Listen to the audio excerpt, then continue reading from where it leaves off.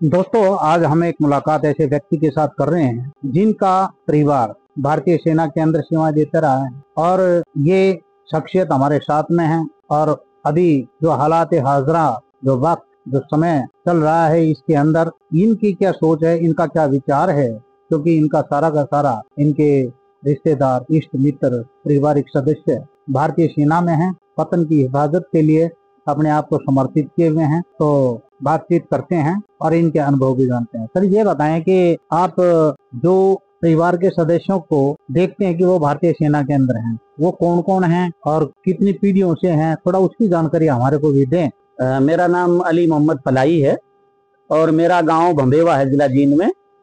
और इस गांव के बारे में पुरानी बातें करें तो कभी हमारे परदादाओं ने ही इसका खेड़ा बसाया था सिवाना माल से आके।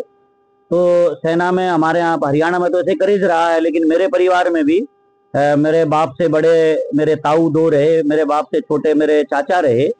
तो वो मेरे ताऊ और चाचा, इन तीनों भाइयों ने देश के लिए तीनों जो प्रसिद्ध लड़ाइयाँ रही हैं वो लड़ाइयाँ लड़ी।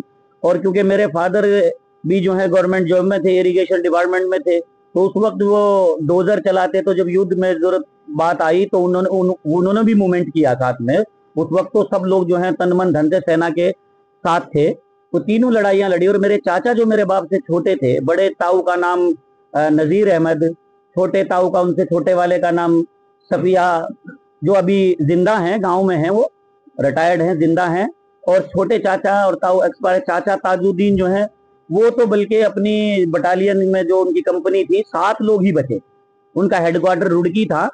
तो वो जो किस्सा बताते थे मेरे ताऊ की, जब थोड़ा शांति हुई तो मैं रो रहा था, तो जो वहां लांगरी था उसने पूछा, खान साहब क्यों रो रहे हो? तो मेरा मन भरा हुआ, आवाज भारी थी। मैंने कहा, भाई एक माँ का जाया नहीं मिल रहा है, मैं किन पैरों से घर जाऊंगा? तो बता कि वो फला भाई आपका ताजुद्दीन वो बैठा है।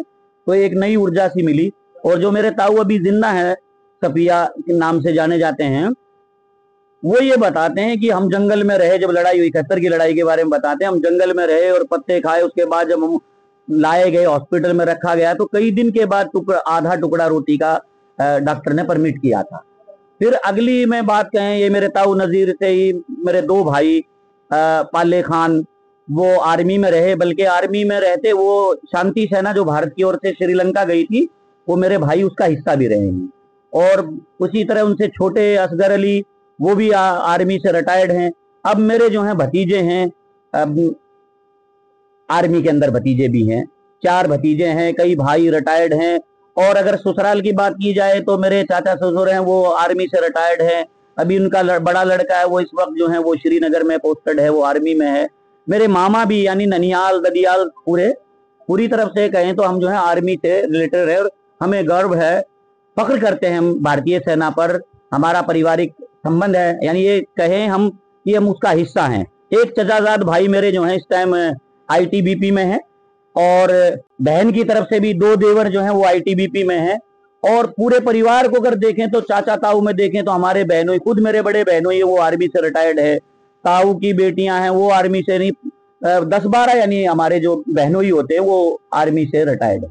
तो वर्तमान के अंदर जो हालात हाजरा है, इसके बारे में आप किस दृष्टिकोण से देखते हैं? भाई, आप सेना के अंदर हैं, सेना के अंदर उन्होंने दूसरी सेना को जवाब देना होता है, तो यहाँ पर कैसा महसूस कर? देखिए, इस वक्त जो है बड़ा प्राउड फील कर रहे हैं हम।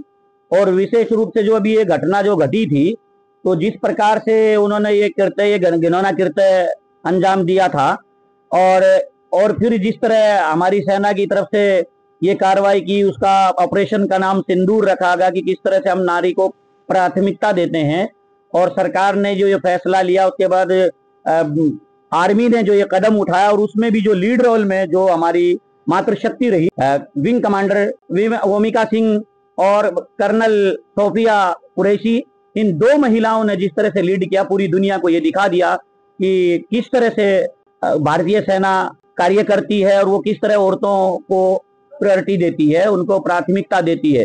जिस प्रकार उन्होंने घृणा कृत्य करके हमारी माताओं बहनों का सिंदूर छीना था, तो सिंदूर नाम देकर ही उन्होंने ये सिद्ध कर दिया कि इसको तुम कमजोर ना समझना। तो हम जो है प्राउड फील करते हैं आर्मी पर। और जो ये आतंकी जो कृत्य है, इसका मुंह तोड़ जवाब देने का जो फैसला सरकार ने लिया है, ये जो है इस वक्त जो है बहुत अच्छा फैसला है। ये इसकी मानवीय समाज में, इंसानी समाज में, सभ्य समाज में कहीं भी जगह नहीं है इस चर्चा के लिए। चलिए, बहुत बहुत शुक्रिया दोस्तों। ये कुछ एक अपने जज्बे, अपनी कुछ भावनाएं इन्होंने व्यक्त की, और बने रहिए आप हमारे साथ में। नरेंद्र शर्मा प्रवाना, ज्ञान ज्योति तर्पण के लिए जय हिंद।